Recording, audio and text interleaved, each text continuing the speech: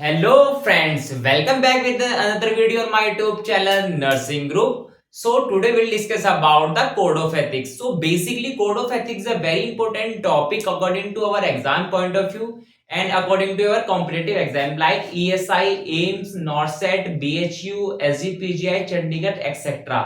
तो ये बहुत ही ज्यादा इंपॉर्टेंट टॉपिक होता है जिससे बेसिकली क्या होता है हमेशा आप कोई भी कॉम्पिटिटिव एग्जाम उठा करके देख लो आपको इससे रिलेटेड क्वेश्चन मिलेगा ही मिलेगा। और आप अपने अगर एकेडमिक में किसी कॉलेज में पढ़ रहे हो डजंट मैटर आप जेएनएम से बिलोंग करते हो, आप बीएससी से बिलोंग करते हो, आप एमएससी से बिलोंग करते हो, तो ये टॉपिक हमेशा आता ही आता है। ठीक है, आज हम इसी को डील करेंगे बिना किसी देरी के। ठीक है, तो कोड ऑफ एथिक्स एक हमारा ऐसा टॉपिक है जिसके अंदर बेसिकली हम क्या करते हैं एज अ नर्स, इसके अंदर हमारी कुछ रोल है, रिस्पॉन्सिबिलिटी होता है। आईएनसी मतलब इंडियन नर्सिंग काउंसिल, तो उसने कुछ कोड ऑफ एथिक्स बनाए थे कि जो हमारी अपकमिंग नर्स होंगी, जो नर्सिस होती है हमारी, उनकी क्या क्या रिस्पॉन्सिबिलिटी होनी चाहिए। लाइक अपने काम को अच्छे से करना, ठीक है, ये होना चाहिए। अपने क्लाइंट को किसी भी तरीके की अपनी केयरलेस की वजह से कोई इसको हानि नहीं होना, कोई हानि नहीं पहुंचानी चाहिए, मतलब डू नॉट हार्म अदर।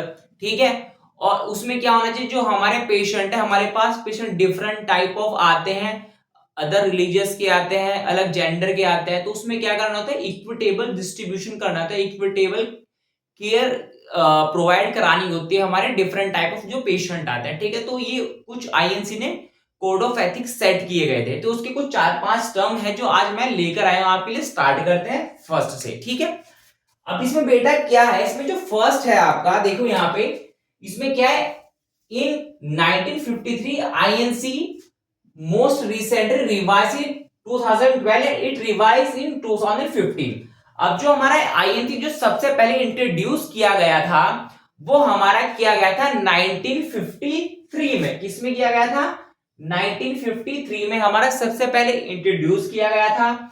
वही अगर हम बात करें किसकी, ये फिर वापस कब रिवाइज किया गया, ये रिवाइज किया गया था हमारा 2012 में। ठीक है, इसके बाद फिर इसमें कुछ चेंजेस हुए, फिर ये किया गया था हमारा 2015 में। ठीक है, तो जब सबसे पहले जो हमारा कोड ऑफ एथिक्स है वो स्टार्टिंग में जो इंट्रोड्यूस किया गया था 1953 में किया गया था, जिसके अंदर बताया गया था जो नर्सिस के रोल एंड रिस्पॉन्सिबिलिटी है वो क्या होती है towards our client, towards our patient. ठीक है, एंड राइट्स। इसके बाद जो इसमें फिर रिवाइज किया गया 2012 में किया गया है, फिर वापस से रिवाइज किया गया फिर 2015 में। ठीक है, तो ये आपको ध्यान रखना है। इसके बाद आता है हमारा एथिकल प्रिंसिपल। अब एथिकल प्रिंसिपल में क्या होता है, एथिकल प्रिंसिपल में कुछ हमारे 5 से 6 टर्म्स हैं, ठीक है, जो बेसिकली टर्मिनोलॉजी में पूछे जाते हैं और इनको ही हमें एक्सप्लेन करना होता है। फर्स्ट हमारा क्या है, फर्स्ट हमारा है बेटा ऑटोनोमी। कौन सा वर्ड है, फर्स्ट हमारा है ऑटोनोमी। ऑटोनोमी क्या होता है, right to make their own decision based on their own beliefs and values. A person has a right to refuse medication, treatment and then surgery. अब ऑटोनॉमी में क्या होता है बेटा, ऑटोनॉमी में जो हमारा पेशेंट होता है, ठीक है, उसका प्रॉपर क्या होता है, राइट्स होता है कि वो अपनी मेडिसिन, अपना ट्रीटमेंट और अपनी सर्जरी को रिफ्यूज कर सके। ठीक है, मतलब उसको नेग्लेक्ट कर सके, उसको मना कर सके। तो एज अ हेल्थ नर्स आप उसको प्रेशराइज नहीं कर सकते हो, ये प्रॉपर पेशेंट का डिसीजन होता है कि मेरे को ट्रीटमेंट लेना है from the doctor, from the nurse या नहीं, और मेरे को सर्जरी करानी है फ्रॉम द डॉक्टर या फिर अदर हेल्थ वर्कर्स। ठीक है, तो प्रॉपर हमारा जो पेशेंट होता है उसकी क्या होता है, प्रॉपर राइट्स रहते हैं। ठीक है, तो आप उसको प्रेशराइज नहीं कर सकते, हम ऑटोनॉमी में सीखते हैं। सेकेंड चीज हमारा क्या है, नॉन माल इफिशियंस। अब नॉन माल इफिशियंसी देखो पता चल रहा है, इसमें क्या होता है, इसमें हमको दूसरे को हानि नहीं पहुंचानी होती है। क्या, दूसरे को हानि नहीं पहुंचानी होती है। लाइक जैसे कि ऑब्लिगेशन, ऑब्लिगेशन टू डू और cause no harm to others, no harm to others, we not intentionally create harm और इंजरी टू पेशेंट। अब यहां पे क्या है, इसमें एक टर्म दिया गया, सबसे पहले फोकस करना है कि cause no harm to another. यहां पे क्या है, हमें दूसरों को हानि नहीं पहुंचानी है कि वी नॉट इंटेंशनली क्रिएट, आप उसको इंटेंशनली क्रिएट नहीं करना है कि जानबूझ के पेशेंट के साथ में पेशेंट अगर ज्यादा इरिटेट कर रहा है तो आपको इंटेंशनली उसको जानबूझ के इंजेक्शन लगा रहे हो उल्टी सीधी मसल्स में और प्रेशराइज कर रहे हो, उसको पेन पहुंचा रहे हो, तो ये आपको नहीं करना है। ये चीजें नॉन मालेफिशिएंस में पढ़ते हैं कि हमें दूसरों को हानि नहीं पहुंचानी है, बेसिकली अपने पेशेंट को, ठीक है। एज अ हेल्थ नर्स आपका क्या काम होता है, पेशेंट को क्वालिटी ऑफ केयर प्रोवाइड कराना, ठीक है। यहाँ ये मतलब नहीं आप उसको हानि पहुंचा रहे हो, तो हम नॉन मालेफिशिएंस में पढ़ते हैं, do not harm other and to provide quality of care to the patient, ठीक है। अब यहाँ पे जो ये वर्ड है, इसके बाद आता है हमारा ये बेनिफिसेंस। बेनिफिसेंस वर्ड क्या होता है बेटा, duty to do good for others, to promote good health of the patient. तो यहाँ पे क्या है, हमें ड्यूटी करनी है अपनी अच्छे से, ठीक है। Duty to do good for other, हमें अपनी ड्यूटी को अच्छे से करना है। और जो हमारे क्या है, जो हमारे पेशेंट है, पेशेंट को क्या करना है, to promote good health of the patient, patient की हेल्थ को अच्छे से प्रमोट करना है और अपनी ड्यूटी को ईमानदारी से करना है।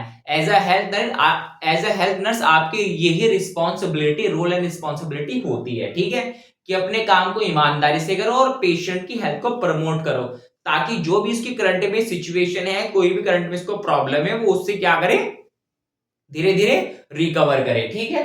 अब यहाँ पे एक टर्म और आता है बेटा, इसमें आता है हमारा जस्टिस। अब जस्टिस क्या है, जस्टिस में सिर्फ आपको दो चीजें ध्यान रखनी है, एक तो ये इक्विटेबल डिस्ट्रीब्यूशन। क्या है इक्विटेबल डिस्ट्रीब्यूशन, इसमें क्या करते हैं, equitable distribution of the patient benefit and care, it imply that patient have a right to fair and impartial treatment respective of their age, gender, religion और स्टेटस।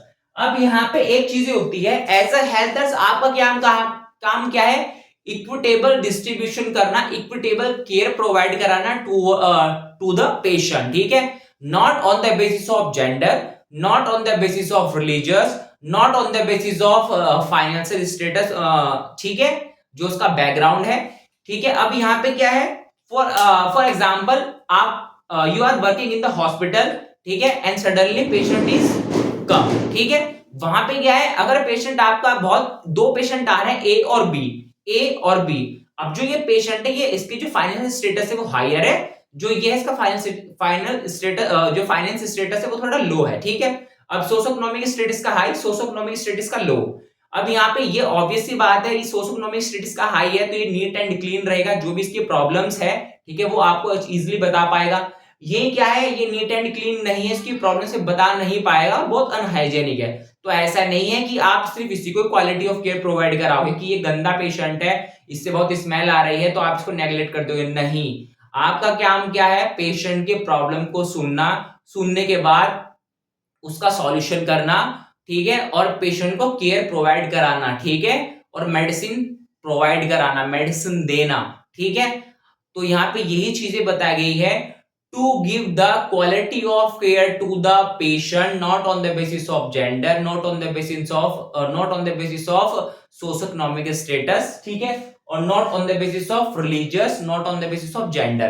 आपको क्या करना है, सिर्फ इक्विटेबल डिस्ट्रीब्यूशन करना है सभी पेशेंट को, XYZ कोई भी आता है, ठीक है।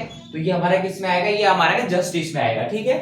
अब इसके बाद हमारा क्या है, वेरासिटी। वेरासिटी हमारा क्या है, टू टेल द ट्रूथ। इसके अंदर एक वर्ड है हमारा वेरासिटी। वेरासिटी में क्या करना है, हमारे पेशेंट की जो भी इंफॉर्मेशन है, पेशेंट को जो भी जानना है, एज अ हेल्थ आपको वो एग्जैक्ट इंफॉर्मेशन पेशेंट को बतानी होगी, ठीक है, ताकि जो पेशेंट की इंफॉर्मेशन है पेशेंट तक पहुंचे, कोई भी बीच में कम्युनिकेशन बैरियर ना हो, ठीक है। अब यहाँ पे एक वर्ड और है, इसका मतलब है फेडिलिटी।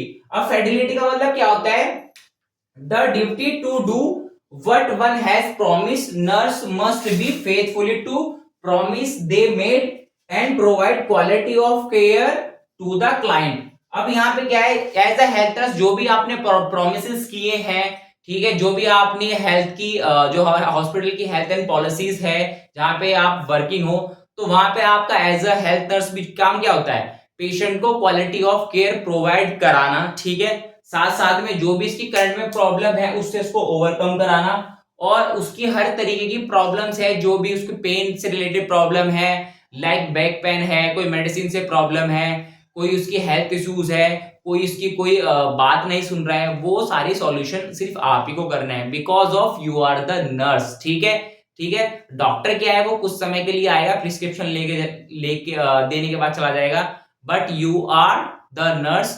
24 आवर्स हमारी जो नर्स है वो पेशेंट के साथ में ही रहती है। ठीक है, तो वहां पे क्या होता है, जो सबसे ज्यादा इंटरेक्शन होता है वो नर्सिस के साथ में रहता है। तो this is all about the code of ethics.